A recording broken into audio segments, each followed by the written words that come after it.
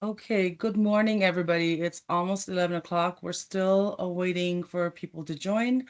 We'll get started here shortly, so just hang out and wait a sec. Thank you.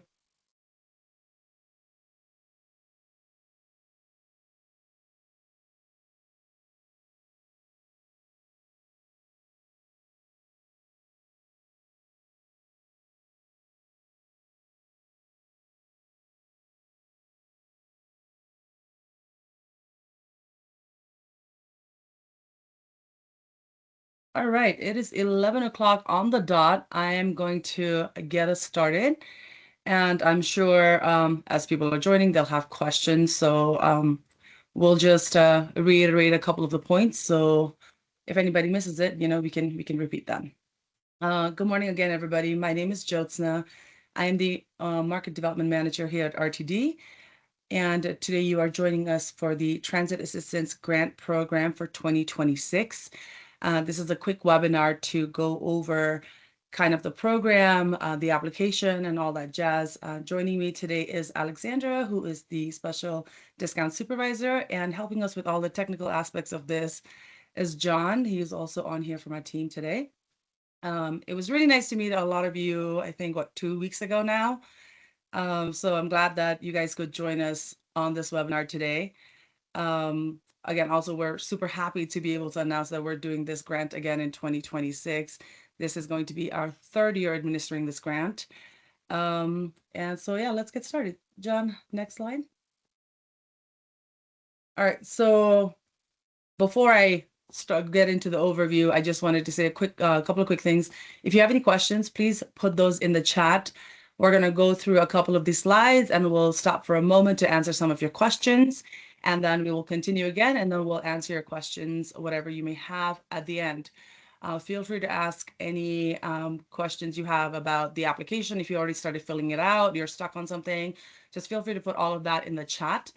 This is being recorded. We will share this with you later on. Perfect, Alexander already answered it. We will post it onto our website.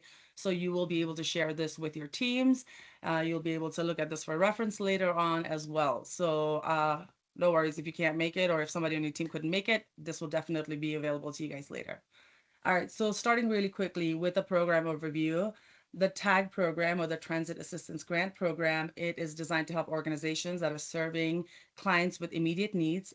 We do this by providing grants in the form of RTD ticket books. So if you are awarded a grant, you will get a 10-ride ticket book that is good for a local fare. That is $2.75. We did do mobile tickets last year, but the administrative lift on that was absolutely insane for our team. And we did not get as much participation in that as, to justify that administrative burden on our end. So we are not doing that this year. It's all going to be in the form of paper tickets. So the program came about because there was a need identified in the system-wide fare study and equity analysis. When people were applying for LIV program, it can take anywhere from a couple of weeks to a little bit longer, depending on if there's any issues with their application. And so this is supposed to be that stopgap. So if you are applying for LIV and you're waiting to get it, so these tickets are supposed to help with that time. And again, for this year, 2026, again, the grant is going to be $1 million total, which has been the same for 24 and 25. Next slide, please. All right, so like I said, this was meant to be a stopgap for the LIV program. So I'm just going to give you a quick overview of what the LIV program is. LIV is an income-based discount program. It was launched in 2019. It is for folks over the age of 20 with a household income at or below 250 of the federal poverty level. And obviously, that changes every single year. So make sure you are looking at what the FPL is when you're applying for this.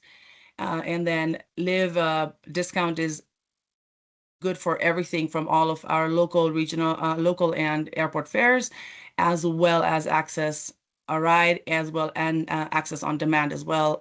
That will be effective on January 1, 2026.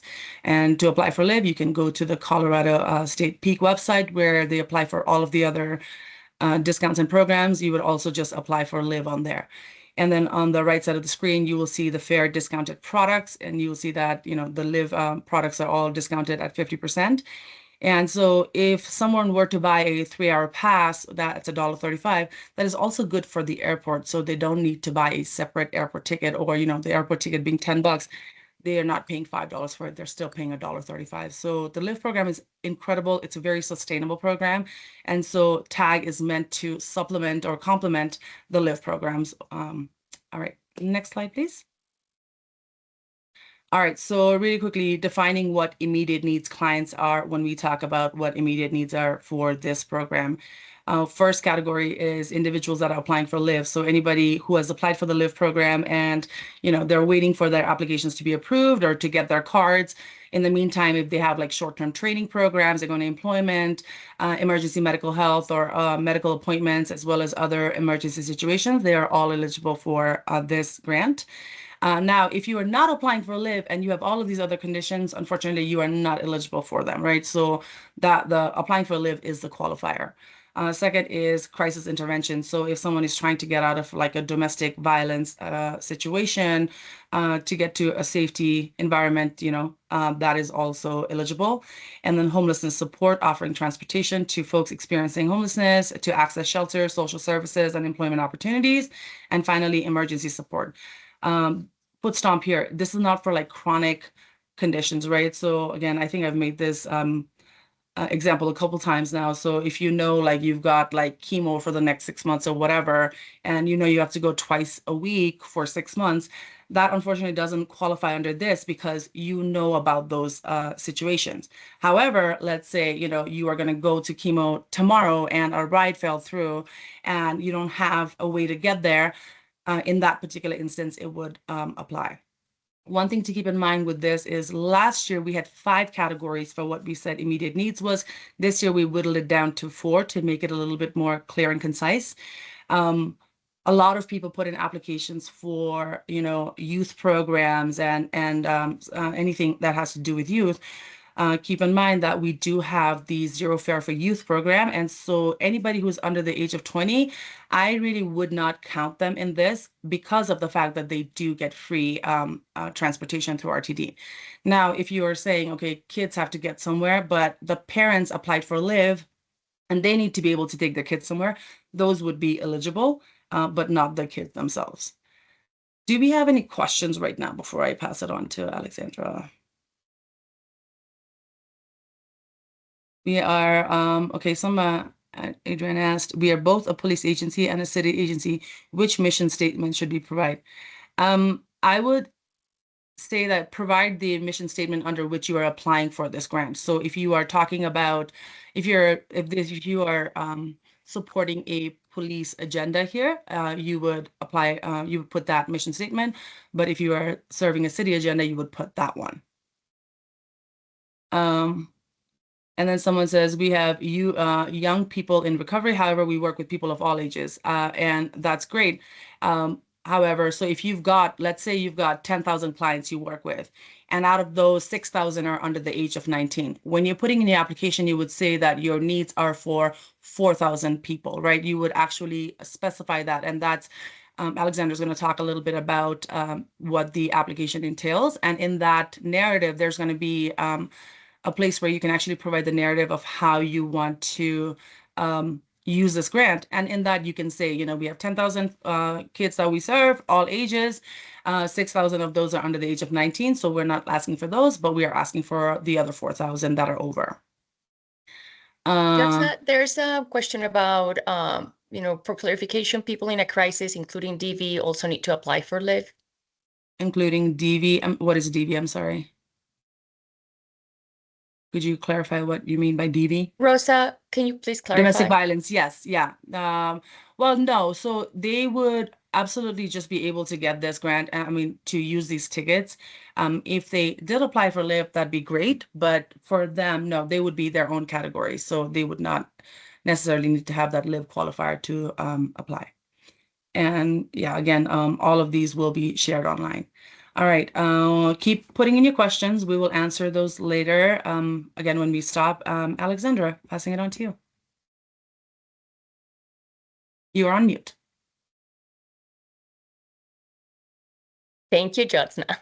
Next slide, please, John. So we are going to do an overview of the application.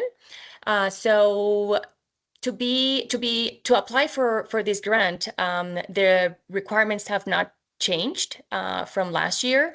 So you need to be a 501c3 agency, a governmental agency, or a social services agency, or you need to have a fiscal sponsor that is a 501c3. Your organization needs to serve immediate needs clients, of course, that fall into the categories that Jyotsna mentioned previously. You need to be in good account standing with RTD in case, like you received tickets, were awarded tickets last year or the previous year. And of course, very important, you agree to distribute the tickets to clients free of cost, and to provide required quarterly reports to us. So we have our report requirement quarterly, and we will review the dates in the next slides. But those are the requirements if you are interested in applying for this grant. Next slide, please, John. Of course, there's some responsibilities on your side if you are awarded. At a minimum, you would be required to have a process. So you inform your clients about the LEAF program, the income-based discount program that we offer. And of course, provide information to your clients about the income qualifications, where the available fair products, how the identification card works, the length of eligibility, and if possible, how to apply and provide assistance with applying. Also, part of this process should include distribute LEAF materials to interested clients, and of course, attending any training webinars that we provide in the future. Next slide, please, John. Also, part of the application, very simple, the documents that you need to submit. This part hasn't changed either. We did our best to keep things simple for you and make it an easy process for you. So what we'll need is 4 documents. One is the copy of your agency's 501c3 status letter from the IRS. If you are a governmental agency, we need to have your federal ID, tax number. And if you are an organization that is using a fiscal sponsor, we need to have the fiscal sponsor 501c3 status letter. The next document is very important because this is what we are going to use to determine if you will be awarded. And it's the letter from your agency on agency letterhead, dated and signed by the CEO or agency director of your organization. The letter needs to describe the intended use of the grant, the impact the grant will have on the organization's clients, the clients that you serve. And as Jyotsna mentioned earlier with the example, you need to specify your total number of clients served annually. And from those total number of clients served, how many are transit dependent with immediate needs clients, or which one of those you are serving annually and are in need of transit assistance. We also need a copy of your mission statement and a copy of your W-9. And we're asking everyone and reminding everyone to please do not resubmit the same application, the same narrative that you did during the previous 2 years if you did apply during 2024 and 2025. And Jyotsna, it's going to explain a little bit more why we are reminding you guys about not submitting the same exact application. Thanks, Alexandra. So yeah, so a couple folks applied in 24, they got the grant, and then they applied in 25 and they used the same exact application. Well, while we tried to keep the application as simple as possible, like some of those categories, there was a little bit of tweaking and changing. And so when something that was eligible in 24 didn't become eligible in 25, when they used the same application, they were no longer awarded, right? So we use like a 100-point scale for when we're looking at the applications. And then, so like 70 is the cutoff. And so somebody might have the year before, like, skated by on a 70, but now because of a small tweak or change, they're now scored a 65. And so they were not awarded. And so just be careful that you are actually, looking at the four criteria eligibility and really like honing in on those. And then this I think also answers that question that I'll answer a question that's in the chat real quick while we're here. Somebody said, if we have multiple programs across the metro area, can we just use can we apply just once and then use the tickets in multiple program locations? Yeah, so if you've got like 6 different locations throughout the metro area, submit one application, and this is where in that narrative number 2 that you would state that, you would say, okay, we've got 6 locations and we're doing this as one combined application for all of those, instead of sending out 6 different applications, right? So and then you just break down and say like, okay, we've got 6 locations and each one of these are like, state where they are and how many folks that is served. I see there are other questions. We will answer those a little bit later. Alexandra, back to you. Thank you, Jyotsna. Next slide, please, John. We also wanted to remind you of some important dates. Of course, as you all know, the deadline to submit your applications is January 5th at 5 p.m. Please have this date in mind because at 5 p.m. the application form is not going to be available anymore. So please make sure you submit your applications before 5 p.m. on January 5th. If you have already submitted your application, we're really happy that you have already done so. But please make sure that all the materials and everything that is needed is submitted before January 5th. Of course, we have this application support webinar to answer any questions that people might have. We will be sending award and denial notifications letters on February 3rd. And you will have about a week and a half to come back to us telling us if you accept or decline the award. So by February 13th, we need to hear from you for those who received the award letters, if you are accepting or declining the award given to you. And we will have an awardee program webinar on February 17th. We will review more in depth requirements about the reports. We will review the dates. We will answer more specific questions about the program, about how to promote LIVE. We will give a review of in more detail about the LIVE program, so you have all the information related to the income-based discount program, so you can share that with your clients. And then we will have the tickets ready for you guys between March 3rd and March 17th. So please keep in mind these dates. Again, the most important one is January 5th. And then, all the other dates, you will be reminded of those dates with the letters that we send out. Next slide, please. So program and reporting requirements. As a reminder, we want to emphasize this 1,000 times. Tickets are not for resale. You must give the tickets to your clients free of costs. And as a reminder, these tickets are intended for clients 20 years old and older, because we have the Zero Fare for Youth, which offers free transportation for 19 years old and younger. So as Jyotsna mentioned, if you have within the group of clients that you serve, you have youth and you have adults, please make sure that you state that in the narrative of your application, and you give us an approximate number of those two groups, and make sure that when you're awarded, you don't distribute these tickets to youth 19 and younger. Just remind them that there's this program, the Zero Fare for Youth, and if they have an adult, or you have an adult with that youth that needs to ride with them, then of course you can provide the tickets. As mentioned before, we have quarterly reports. Here are the dates of those reports. These are required You cannot miss any of them.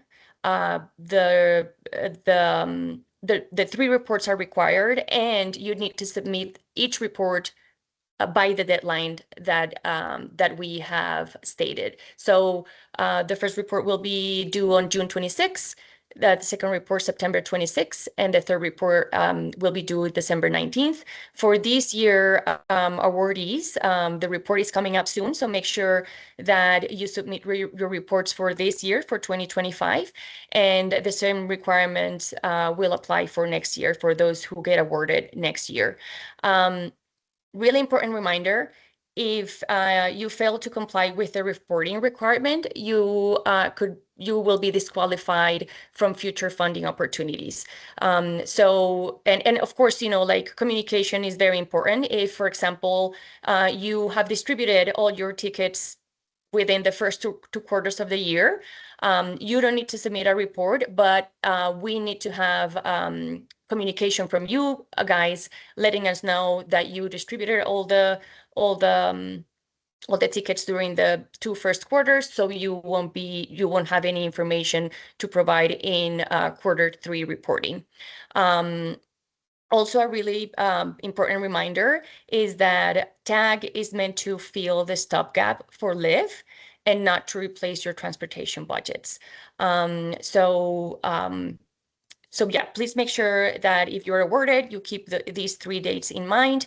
Again, we will review these reports more in detail during the awardee webinar, and we will answer any questions specific to the reports at that time. Before you continue, let me just point out one thing. I think there were a couple folks who applied in 2024, got the award, and then they did not meet all of the reporting requirements. And so in 2025, they were not eligible to apply for this program.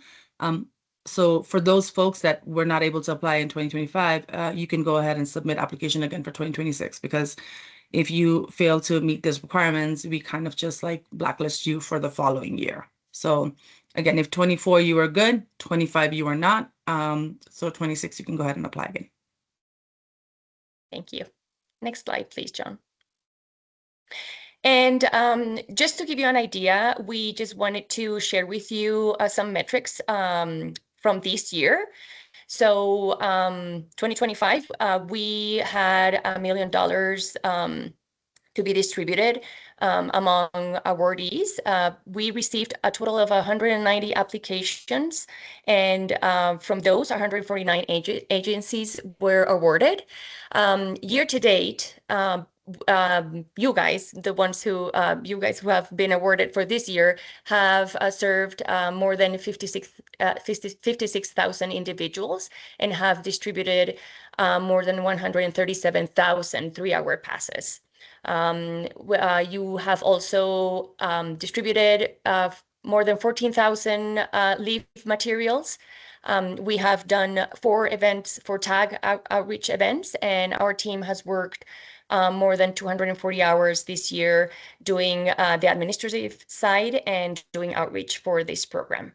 We just wanted to give you a really a snapshot of the impact that this grant has had this year, and how many individuals have been served with this grant. Next slide, John, please. And of course, we want to share some resources. If you have any questions during the process, if anything comes up, please communicate with us. As mentioned before, communication is really important. If down the road, something happened, the only person who is in charge of submitting grants had a personal emergency and, was out of the office during 3 weeks, and for some reason couldn't meet the deadline of January 5th, please let us know. Of course, there's exception based on a case-to-case basis. But again, with the reports, with the application, if you have any questions, please let us know. Our email is tagprogram@rtd-denver.com. You can also reach us by dialing 303-299-2132. and selecting option 2. And of course, all the information about the TAG program, the application link, everything that this webinar, the recording of this webinar is going to be available on our website at www.rtd-denver.com/tag. And we will copy the direct link to the application form. We will provide that on the in the chat, just in case you want to copy it and have it ready. The link to the application is also available on our website on www.rtd-denver.com/tag. Okay, so thank you for that. I think next one is questions, right? So yes. Okay, so there's a couple questions that I did answer in the chat, but I will speak them out again, just for the sake of everybody on here. One question was, are people using the passes for access to essential services no longer an eligible population for this grant? They are, with the caveat that they apply for LIVE, right? Because again, keep in mind, the most important part of this is to make sure that this is sustainable. We are lucky to get this grant 3 years in a row, particularly with the economic climate looking the way it is. So if this grant no longer continues into 2027, we want to make sure that we are arming you to be able to arm our folks, like all of the community, to have a sustainable mode of transportation. So this is not supposed to be let me give you a ticket one time, and then just come back to me whenever you need it. Rather, let me give you a ticket. Let me also show you how to apply for LIVE so that, you are able to buy a monthly pass for $27 instead of paying $275 each time you ride, or $88 for the monthly pass, right? So this is supposed to be that sustainable bridge between where folks are at right now and where we hope that they will be with the use of the LIVE program. So access to essential services, still absolutely a category, with the caveat that we want them to apply for LIVE. So that doesn't, and then somebody had asked, do we have to do the whole application? Do we have to help them with everything? If you can, that's always great, right? Because then you are ensuring that they are signed up. But if you cannot, and the most you can do, again, because a lot of nonprofits are really stretched thin, and we understand that. So you might just have 2 staff members, right? And so you might, even if you're here is a brochure about the LIVE program, why don't you apply when you have some time? And you're doing that, even that is enough, because that's better than nothing at all, right? And that's why we always ask you, what do you need for LIVE products? How can we help you? How can we give you this? Again, understanding that printing budgets are low for you guys. We provide all of those printed materials for you if you need them. And then, Corinne, your question about you submitted your application. I'm not sure exactly what you're referring to. So that, John, go back to the slide before this one. Just send us an email on that TAG program email, and then we can talk to you about it. And then, does RTD send out emails inviting organizations to apply? If you are a part of either our nonprofit pass program, you are a past participant, or you are in any of our mailing lists for market development, we forward the press release that we put out right before this grant opened. But if you are not, unfortunately, and we don't know about your organization, there's no way for us to just reach out and send this to everyone. So you would have to look at our website to know about the dates and stuff.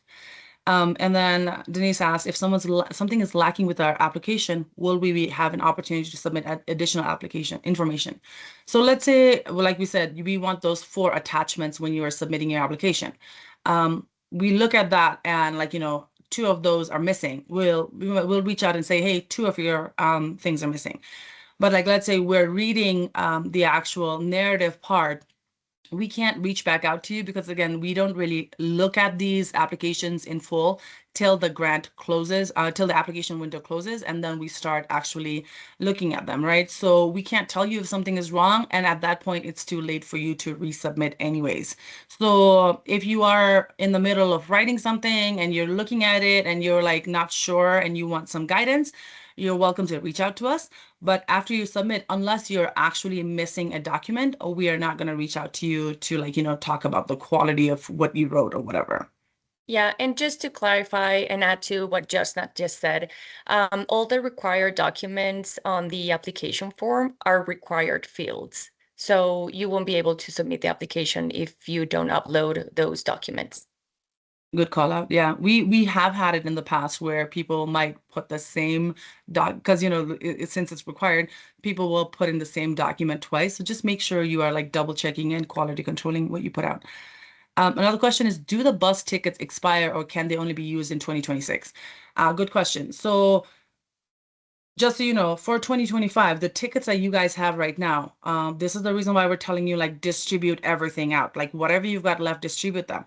Because 2025 tickets are going to be good through the end of 2026. So let's say you give the ticket to your client on December 30th, right? And they're like, well, you're giving me this ticket and it's going to expire in 2 days. Not true. All the 2025 tickets are good all the way through the end of 2026. 2024 tickets are not. Okay, so the last day to use 2024 tickets are the end of this year. But 2025 tickets will be good all the way through to the end of 2026. So if you've handed those out, again, at the end of the year, that's still fine. So when we give you 2026 tickets, they are meant to, again, be distributed throughout the year, used throughout the year. Like right now, I know because our RTD makes up every year, we look at it, we analyze the policy, we see if we want to extend the tickets or not. So I cannot tell you right now if 2026 tickets are going to be good for 2027. Therefore, it is imperative that you guys, when you do get your grants, you are actually using them and you're giving out all of the tickets, right? There possibly, if history is an indication, possibly they'll be good in 27, but I cannot guarantee that. Just I think Yeah, it's please. important to highlight that if you receive tickets this year, make sure that you distribute all of them by the end of December.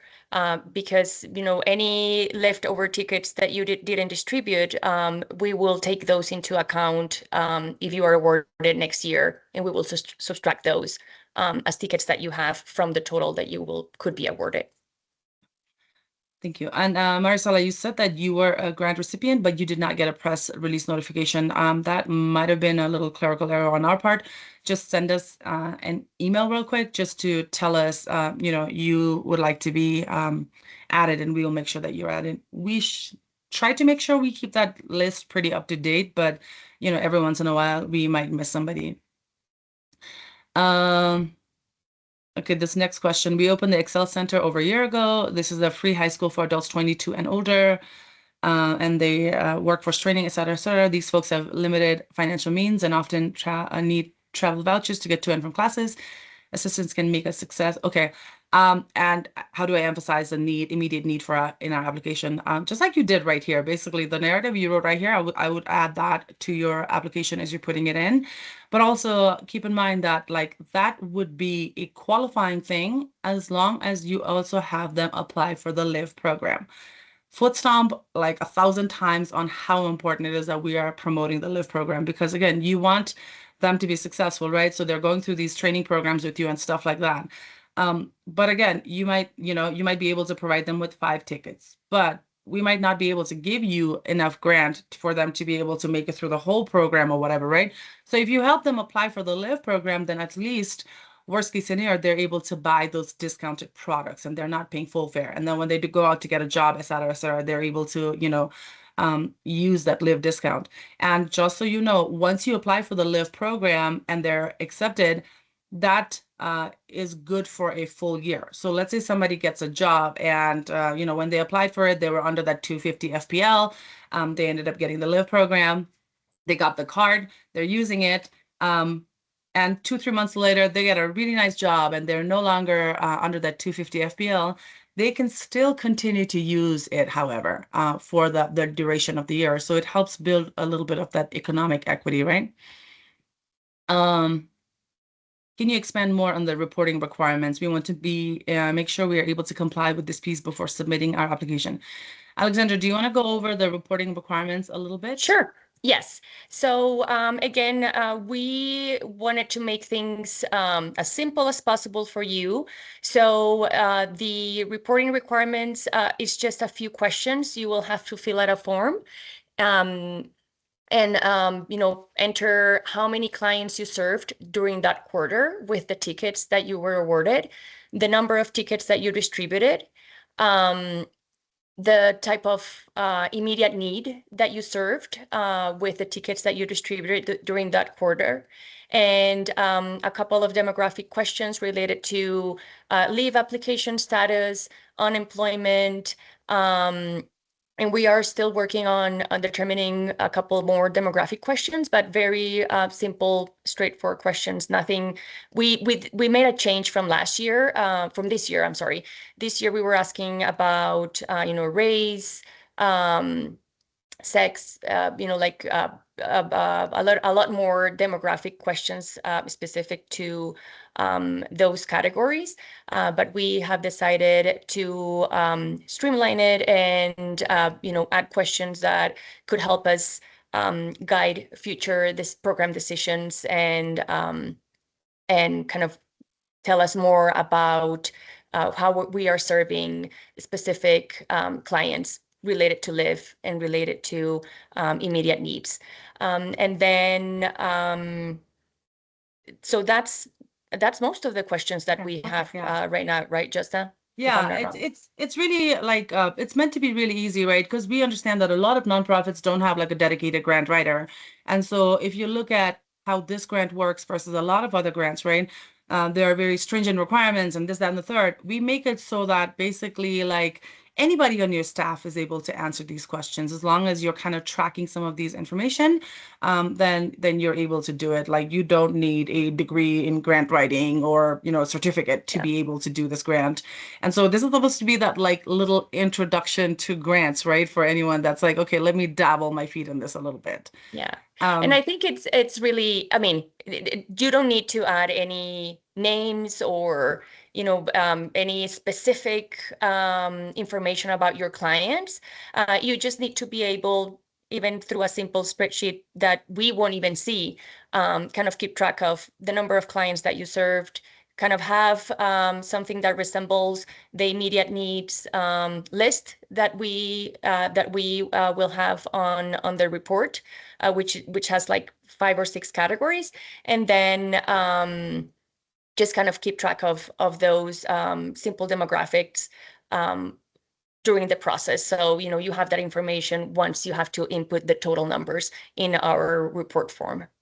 I think that follows nicely into this next question, Alexander, if you want to continue answering. How do you recommend that we track and monitor that folks are actually applying for LIV? So a good way to do it is, since we are asking, like just very general questions, a good way to do it is just include a question when you're providing the tickets to your clients. Include a question when you're telling them about LIV, like, do you know about this program? Here is the information. And then, are you planning to apply? Of course, it's really difficult for organizations to kind of keep track of those clients and make sure that they report back to you. So, if you can just let us know if you distributed the materials, and we will include a question, that relates to, your knowledge of the clients, kind of willing to go through the process. But like again, very simple. We don't need any details. If you have a process already where you are able to help your clients apply for LIV, we know that some of your agencies have that process already implemented, or if you're planning to include that part of the process into the services that your agency offers as part of this program. Just make sure that you are tracking the clients that you have helped with the application. So again, very simple, kind of tracking numbers. And if you don't have that process in place, making sure that you ask the client if, they're willing to, or they're planning to apply for LIV. And if, sometimes we see that agencies distribute tickets to the same client a couple of times throughout the year. So just make sure that you're asking that question if you meet with that client again after, the first time that you distributed tickets. So you can keep track of that information. And another thing, a lot of people are asking like specific questions about how to use the grant and like, which situations apply, blah, blah, blah. Again, a lot of this is at your discretion, right? You know your clients the best. You know what their needs are. For example, like somebody saying like, what happens if a client needs to rely on the free tickets for some time because of a loss of income or circumstances that make it difficult for tickets through even the LIV program, right? Even if they can't even afford that. So yeah, use your discretion. If this is something that they end up needing, yeah, you will end up using it there. All of the reporting you do with us, you are self-reporting. We're not auditing you. We're not, going to be like, how are you keeping track of this? How many, like, so we're asking for like your best guess scenarios too. Like, you're like, okay, we didn't keep a spreadsheet, but I think we helped about 50 clients last quarter or whatever, right? Put that in there. It's your best case scenario. We're not trying to like be like, ha, gotcha, and like, try to like penalize you for anything like that, right? Or also to make your life difficult. You've got a lot of other stuff to do. And so if this is not a tracking mechanism you're keeping, give us your best guess estimates and we'll just go with that.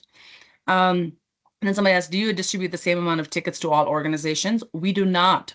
We distribute tickets based on like the size of your organization, the amount of, the not just like how many clients, like let's say you serve 10,000 clients, but how many of those are immediate needs, transit needs client, right? So 10,000 people, 6,000 might be driving their cars, and only 4,000 end up actually needing bus passes or, train, whatever, transit passes, right? So we would be looking at that 4,000 number and looking at what your need is, like how many services or different things that you're providing. A lot of you tell us, like, for example, like people will tell us, like, last year we bought 10,000 tickets from RTD and we ran out of those within the first 4 months. Kind of like the more descriptive you are in your letter, it helps us paint a better narrative of what your needs are. There were some organization in 2024, they got like a $20,000 grant. And then in 2025, they ended up getting like an $8,000 grant. And they were like, why did you drop this so significantly? There again, it might have been that we didn't feel like it met the requirements as much, or it wasn't as good a fit for whatever we were trying to accomplish, right? And then what's the maximum value? Last couple years we did 50,000 was the max we gave out. So we probably won't go over that value. Now, let's say we end up getting a large amount of applications and we think that all of them are fantastic and we want to fund all of them. That will kind of end up lowering the amount that individual agencies get. Actually applying for LIV, or does it suffice that we're encouraging folks to apply for LIV? Yeah. Somebody says, how do you recommend, again, the question about how do we track people applying for LIV? Again, we don't necessarily,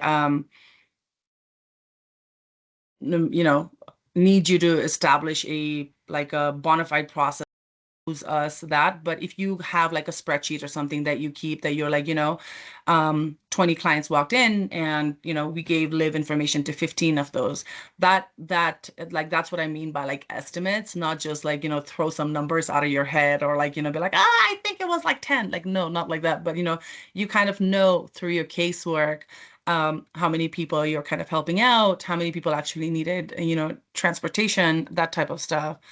And then you said, does it suffice that we are encouraging folks to apply for LIV and providing the LIV materials?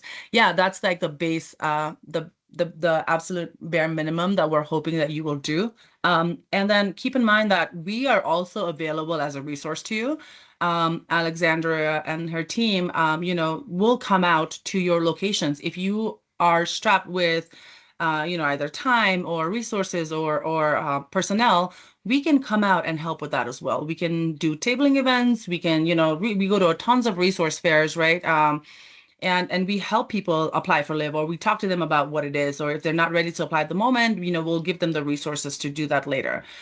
If you are not able to do it yourself and you are able to host us, let us know. We can come to that.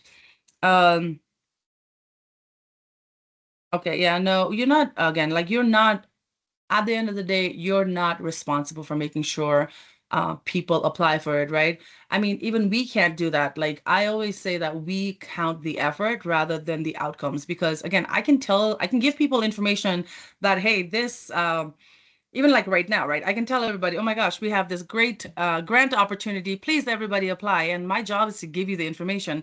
I can't control whether or not you're actually going to apply for this grant. And so it's the same thing.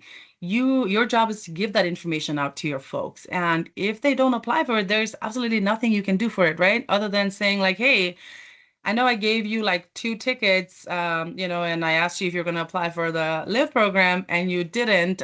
So unfortunately, we can't continue giving you tickets because again, this is not a sustainable way for, us to move forward. And we want to make sure that you have some sort of transportation sustainability. That would be probably the only thing you can say. But again, you are not responsible for folks if they don't apply for it, right? Like, we can't make them. You can bring the horse to the water, but you can't make it drink it.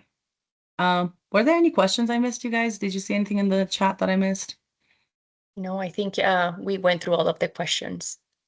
Yes, this presentation will be available. We will be, well, I think if you are on this call today, we'll probably also send you a follow-up email with that. And then if we don't do that, it will be on our website. It'll be on our website probably by Monday. The tag website, rtd-denver.com/tag, I think that's what it is.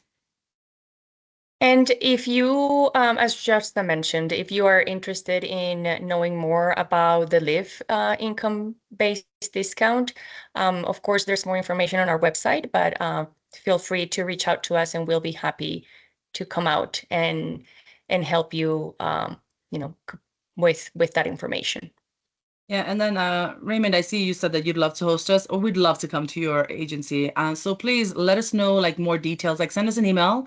Let us know like a couple different dates that you're going to be having, whatever you're doing, or if you're just like you've got nothing else going and you just want to host us and hang out with us, that's great too.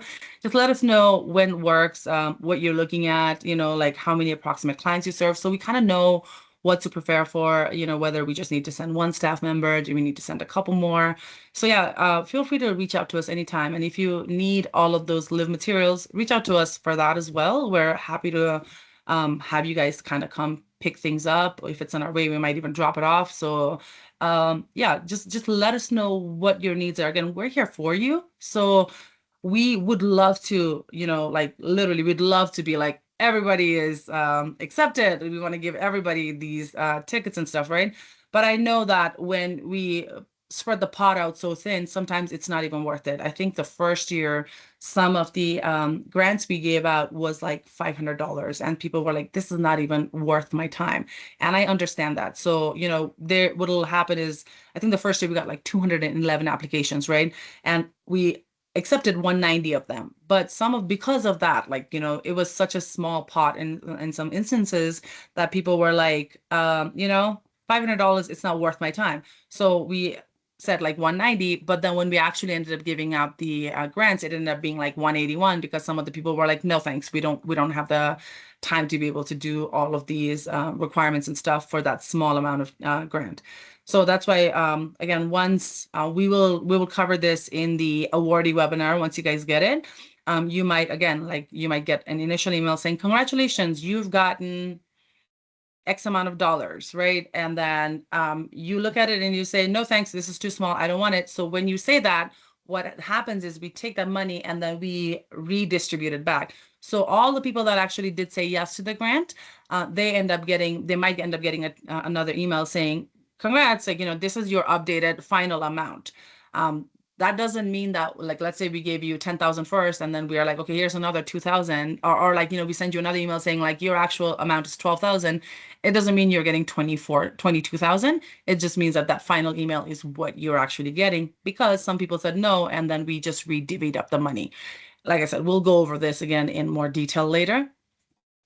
Basically, I'm just talking. So if you guys have any questions, you can pop them in the chat and we can make sure we answer them while we have 12 more minutes Yeah. remaining And we here. just Jyotsna, we just for everyone, we just posted on the chat in the chat all the links and the contact information just in case it's you need it and you can copy and have it ready. Okay, well, we will not keep you unnecessarily if you don't have any more questions. Going once, going twice. Again, if you have any issues whatsoever before you submit your application, reach out to us. Let us know. We're happy to assist you with that. If not, yeah, we look forward to reading. Oh, I think somebody had a question, a raised hand. There's a lot of you on this chat, so if you wouldn't mind, just will the slides be available? Yes, they will be available. All right. Okay, I think we can wrap it up now. And again, folks, this will be available later, and we are here for you. Reach out to us through this email, phone number, if you have any questions before you submit the grant, even, after, well, because I think you do get an automated thing saying that your application has been submitted. If you are submitting this by mail, make sure it is postmarked by that last date, January 5th.